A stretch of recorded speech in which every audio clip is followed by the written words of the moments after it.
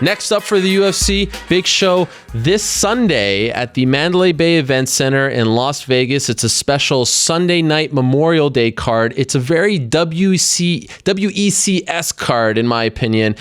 A ton of great talent, a ton of great fighters, and according to my friend Mike Bond on Twitter, it's the first time in UFC history that two bantamweights headline a card in the UFC when a title is not on the line. I said that in a very convoluted way, but it's the first time that we have a non-title bantamweight main event in the UFC. How about that? That's a big deal, and rightfully so, because it's a fantastic main event. It's involving two undefeated young studs, 20-0 Thomas Almeida against 8-0 Cody Garbrandt. I mean, there's nothing not to like about this, and we're being joined by Cody right now on the phone. Cody, how are you? I'm great. How are you doing? Thanks for having me. I appreciate it, my man. I know it's busy, so thank you very much for the time. How about this? Did you know that this is the first time in UFC history two bantamweights headline a UFC card when they're not fighting for the belt? That's a big deal. Yeah, actually, Mike told me that the other day when I was getting interviewed by him, so I thought that was pretty cool. You know, it just shows that what the UFC, you know, has in store for us and expects out of us to go out there and put on a show. So great to have the opportunity to do it. 3-0 in the UFC. You haven't been there very long, but you continue to get better. And you know, I remember after your last fight in February, you know, we're kind of thinking, is it going to be John Lineker next? Maybe Thomas Almeida. But I remember saying to myself, nah, they're not going to do the Almeida fight next because you're both undefeated, and this is the kind of fight that I feel like can be for the belt in, you know, a year or so. Were you surprised when they gave you Almeida right off the bat after that win over Mendez? No, actually, I wasn't surprised. You know, this is a fight that I wanted for a while. You know, I asked Sean Shelby, I said, I want John Lineker, Thomas Almeida, the title shot. So in my mind, you know, this is what I had planned for, you know, keep climbing that ladder and getting that title. So yeah, after the Lineker fight, obviously that didn't, you know, pan out. He got sick the week of the fight and had to withdraw, and Augusta stepped up. So in my mind, Thomas Almeida was my next fight. So I'm just glad that the call happened, you know, that they called me about the fight, and no better way to fight in the fight capital of the world in Las Vegas this week. Yeah, Memorial Day weekend, always a big weekend for the UFC. I've read in some interviews, and correct me if I'm wrong, that you sort of feel like he's doubting himself going into this fight. The fact that he has said that he's going to finish you in the second round makes you feel like he's questioning himself. Is that accurate? Yeah. Oh, yeah, definitely. If you're, you know, if I'm 21-0 or whatever, however, you know, how many ever cab drivers he beat, you know, to get to that record, you know, I would be very confident I would knock him, you know, definitely 8-0 guy out in the first round. Anyone I fought out, you know, in the first round. So him saying that he's going to knock me out in the second round, I just feel like he has a little bit of doubt in himself, you know, and I'm going to make sure that doubt is shown early on in the first round. Interesting comment there about the cab drivers. Are you saying that he has a bit of a padded record? Oh, of course he has a padded record, you know, but then again, he goes out there and he performs against those people. So, you know, you don't get to that record for not being tough. Like, he's tough and he's skilled, but, you know, he has all these fights and he's now just hitting his stride. You know, I look at it as me, I'm 8-0, and I'm finally hitting my stride. I'm getting better and better each fight, more confident. I can only imagine myself being at 21, you know, 20-0 or 21-0, whatever his record really is. You know, having all that competition and experience, as you call it. It just goes to show, you know, the level of competition that you're fighting. So how many, I mean, off the top of your head, do you even know, like, how many legitimate wins do you think he has? Really, I haven't even looked into his record or the people that he's fought. You know what I mean? Like, were they a lot of them in Brazil or what? You never know. Like I said, who just, Hay? Was it Hay? Just fought a cab driver? You know what I mean? So, I heard fighting cab drivers, man. You know, if I fought 21 people, I'd be 21-0 too. Right. You know, I just haven't had the fights yet. So, you know, of course I'm not a dog when you have someone that has an unblemished record like that, you know, in the sport so young. But really, let's look at the people that he's fighting. Let's stack that up. You know, he's just now hitting his stride, and he has 21 professional fights. That's a lot of fights. You know, that's a lot of damage. That's a lot of training camps. That's a lot of miles on your body. Amazingly, you look at his record, he's actually 20-0. He's gone the distance once. 20-0. Yeah, he's gone the distance once. He's gone to the fourth round once. Otherwise, it's a bunch of first round finishes and a couple of second round finishes. Can you say, though, from at least his UFC career, you've been impressed? Are you impressed with him or not really? You know, yeah, I'm impressed. I'm impressed with the guys that he's fought against. You know what I mean? Anybody can do that against people that stand there and let you, you know, bomb on them. You can hurt me, you know. Anyone that could say, look angles, Pickett cut angles on and countered on and was in the fight. You know, Brad Pickett, I've been a fan of Brad Pickett since WC days, and you know, he had Almeida hurt. You know, just got caught up in the fight. You know, got caught up in the knee. You know, yeah, it's good. You know, he got to show a lot of stuff in that fight. He came back. He's got heart. He's got toughness. You know, but in this game, you really don't want to be known for having to do that. You know what I mean? Having to be tough, have to show your heart, have to come back. You know, that's great. So I know that he'll be there and he's coming to fight. So that's what I'm looking forward to. You know, I respect him on that level that he comes to fight. He's got heart. He's tough. You know, he's going to need all that. He's going to need all that and his skills. No secret, of course, you're a proud member of Team Alpha Male, but back in the day, you used to train at Strong Style in Ohio, correct? Correct, yeah. Seeing Strong Style's own Stipe Miocic win the belt a week or so ago, did that give you an extra boost of confidence going into this? Oh, yeah, definitely.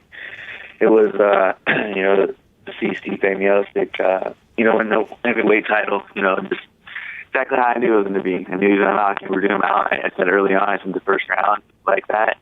It's great to have the, you know, the Strong Style, old school boxing fight team. You know, we built that guy up from, you know, ground nothing. You know, I mean, he had wrestling experience. You know, was athletic, and this and that. But you know, Marcus Marinelli, Pablo Castro, Joseph Delgado, you know, all those guys built him up. So it's great to see like a product of that. You know, that's something that you trained at, and that's like really was my first big MMA gym or MMA gym that you could say I went and trained at. You know, besides going in to little gyms and just, you know, people's garages and sparring, you know what I mean? I was doing that all the way up until I came out here, you know, to Alpha Male. So, you know, it's great to see, you know, their success in having their first world champion. Cody, if you don't mind, I just want to call you right back because the line is sort of cutting in and out.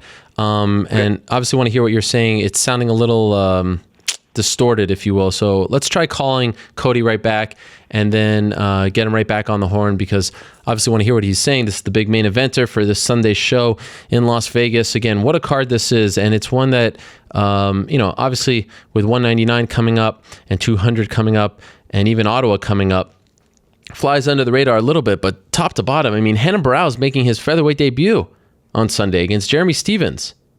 Now, Rick Story was supposed to fight Tarek Saffiedine. I reported yesterday that Saffiedine injured his knee at the end of his training camp. He's actually meeting his doctor today in Las Vegas, the UFC doctor, to see if he'll be able to fight.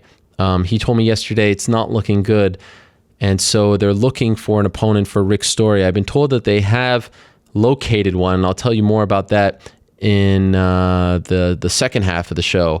But that was a great fight. Who else? Jorge Masvidal against Lorenz Larkin. Joshua Berkman against Paul Felder. How about Sarah McMahon against Jessica Ai? I mean, it's amazing. Cody, I believe, is on the horn again. Cody, are you there? Yes, I'm here. Oh, yes. That sounds a lot better. Right on. So what's it like these days? And you know, we don't need to get into the drama too much, but has some of the soap opera left? Like now that TJ's been gone for a little bit, Uriah's getting ready for his title fight. Does it feel a little less, I don't know, hectic and drama? Does it feel a little less of that stuff at the Alpha Male gym in Sacramento these days? Oh yeah, it's business as usual. Okay. Yeah, training camp's going great. You know, it's been great. It's great training out here. Chris Holdsworth, Danny Castillo, Justin Buckles have been running a phenomenal gym. You know, success rates through the roof. You know, we have so many good wins, big wins. You know, Josh Emmett just got signed to the UFC on 4 or 5 day notice. Flew across the world, and picked up a good win against Jonathan Tuck. Had a gruesome hand injury. We have fighters like that are just not discovered. They're not that are out here that can compete and do make some noise in the UFC. That we just got to get them in there. And I'm glad to see Emmett out there. 10-0 now. Just a wrecking machine. It's great to be training with those guys that you hardly hear about them. You don't hear about them because they don't have a shot or a chance. It's crazy. We have a lot of those fighters out here, and we're working every day to get them noticed and get them out there. So yeah, the training's going great with Araya. He's the week after me. We have Clay Guida's out here. Spending his camp out here training and having fun. He does the playlist in the morning, so he's a DJ. He's a DJ in the morning, and he has some pretty gnarly music that we jam out to. Oh yeah. Yeah. He's Led Zeppelin. He's old rocker. That's right. Old school rocker. So it's fun, man. The vibe, the energy. It's just been great to have these guys going into a big fight. I'm leading the crusade the week before, so I'm gonna start us off with some momentum and let them guys carry it on and then do their thing in there. Does it feel any different? Because this is a pretty unique scenario that you're in here, because you're preparing for a fight, a gigantic main event, all that stuff, and the following week, 6 days later, it's Uriah Faber's title fight against Dominic Cruz of all people. So you're essentially peaking at the same time. And oh, by the way, you're in the same weight class. Have you noticed that that's helped you at all as you prepare for your fight as well?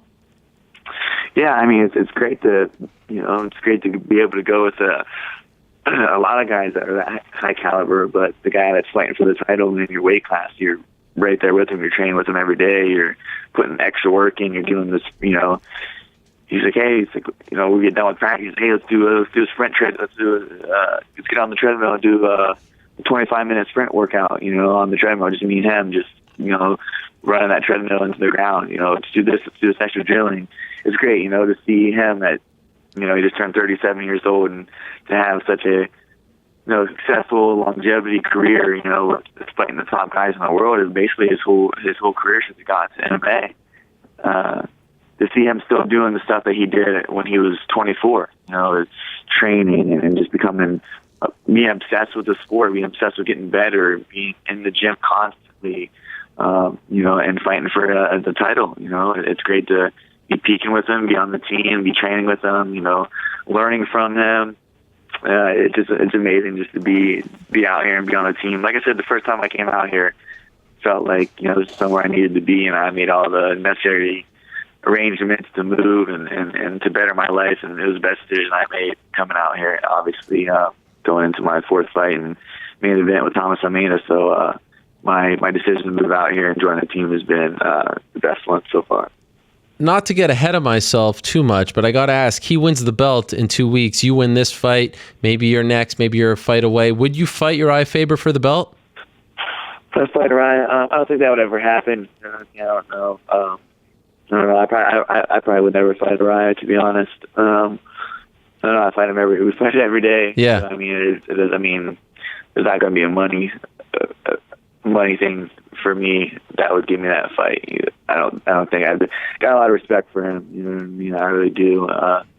Very humble dude. Been nothing but honest and real to me ever since the first time I met him. So, yeah, I want him to win the belt and whatever he's going to do. So kind of be, if I got to wait, take another fight and beat someone up and do that, I'm willing to do that. I'm willing to fight, earn my shot, and go from there and kind of see how everything falls into place after he gets the belt and do all that. I got time. I'm 24, about to be 25 in July, so I'm a fighter. I hope I have a successful longevity career like himself. So I have plenty of fights that make sense, besides him for the title. And I know you've been focused on this big fight, but out of the corner of your eye, have you been following your old friend Paige Van Zandt's run on Dancing with the Stars? It's the finals this week. Wow, what a big week for her. Have you been watching that show as well?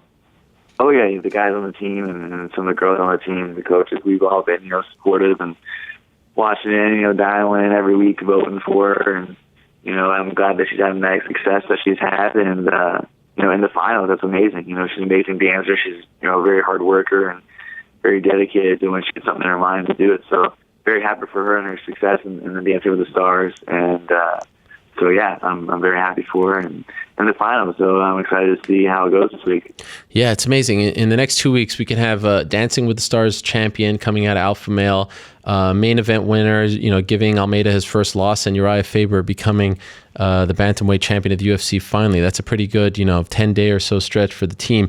Final question for you, Cody, and appreciate the time. So he says second round. What are you saying as far as Sunday's result? I'm a first rounder, man. I'm a first round. When I'm firing and I find that chin, I'm definitely gonna, I'm gonna test that chin early. If it's a first round, it's that's what's gonna happen. I'm gonna find his chin, hit him hard. He's never gonna be hit hard like that and be able to come back. He's gonna get dropped. He's gonna show his heart here and his toughness here. No, he's gonna be hurt and he's gonna be out. And I'm gonna give him his first loss, first round this Sunday. So. Expect fireworks. It's Memorial Day weekend. I got to put on for, he's a outsider. He's an invader coming in, and I know our responsibilities on Sunday, and I'm going to go out there and do them. And by the way, SureDog says he's 20-0. UFC.com says 21-0. So tomato. You were right. I'll say. Yeah, tomato. I know he's going to be 20-something-1. So that's all that matters. And by the way, one last thing. What about our old pal Maddox Maple? Is he going to be there? Oh, yeah, definitely. He actually just texted me today. He's flying out in a few days to Vegas, and he's super excited. I've never seen a kid so excited to Vegas, and it's amazing, So him and his family, my family, and we're all going to be there, my sponsor from Martini 97, Todd Melodrum, like I said, sponsors him, his whole family, Wow. He takes care of the trip, every trip he's came to, every fight, every UFC fight. So he said that he'll constantly keep, make sure that he's there. He knows how important it is to me having Maddox there and how important it is for Maddox to be there. So give me more thanks for Todd Meldrum and, helping us out and making, his dreams come true. That is amazing. Good for you, my man. Good luck on Sunday. Can't wait for it. What a tremendous main event. What a great card from top to bottom. Really is. Hopefully a lot of people will be watching. Looking forward to it. Looking forward to seeing if you can pull off that first round finish. And again, I know it's busy now as you get ready to go to Vegas, so I appreciate you coming on. Thank you, Cody. Good luck. No, thanks for having me. It was an honor. All right, there he is, Cody Garbrandt. No love in the house as he prepares for his very first UFC main event against Thomas Almeida. First time in UFC history that two bantamweights headline a UFC card when it's a non-title fight. I keep not really saying that in the most proper way, but you get the point, right? Two bantamweights, main event, non-title fight. This is a first for the UFC. How about that? And certainly worthy of your time. Really, top to bottom, great card. And it's a little earlier, I believe. Main card's at 9 p.m. Eastern on Sunday. Usually, this is the first time that I'm not in Vegas for a Memorial Day weekend card since, I believe, 2007. UFC 71 I watched from home. That was Quinton Jackson versus Chuck Liddell. It felt like that was a new chapter for the UFC. ESPN started covering it more. Rampage knocks out Liddell after he was on Entourage. Joe Rogan's on the 6 p.m. Sports Center the night before, debating against Lou DiBella. That felt like a new chapter for the organization. I went to 84. I went to, 98. I went to 114. I could probably go through them, but you get the point. This year, they're doing the pay-per-view the following week, 199. So I won't be at this card this Sunday, but certainly will be watching from home. I really love it.